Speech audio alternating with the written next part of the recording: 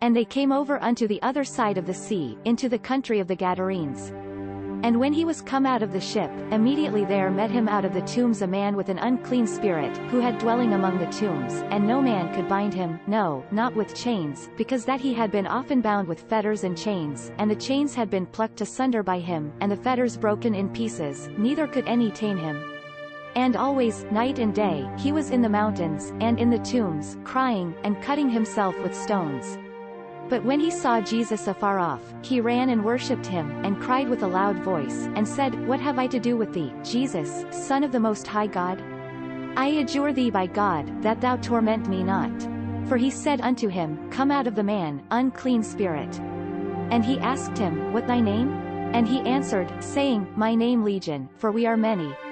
And he besought him much that he would not send them away out of the country.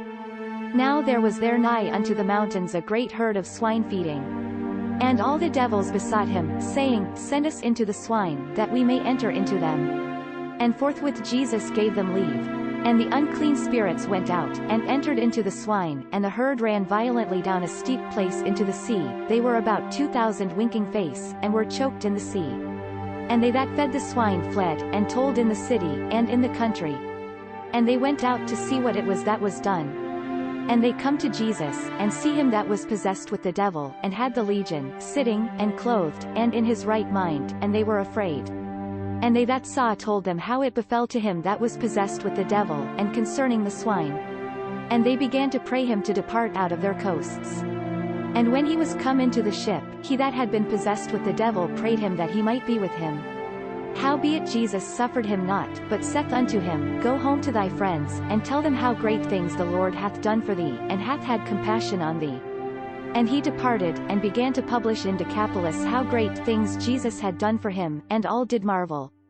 And when Jesus was passed over again by ship unto the other side, much people gathered unto him, and he was nigh unto the sea.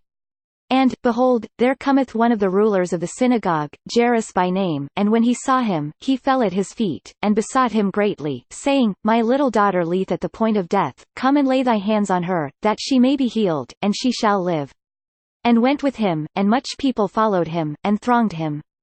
And a certain woman, which had an issue of blood 12 years, and had suffered many things of many physicians, and had spent all that she had, and was nothing bettered, but rather grew worse, when she had heard of Jesus, came in the press behind, and touched his garment.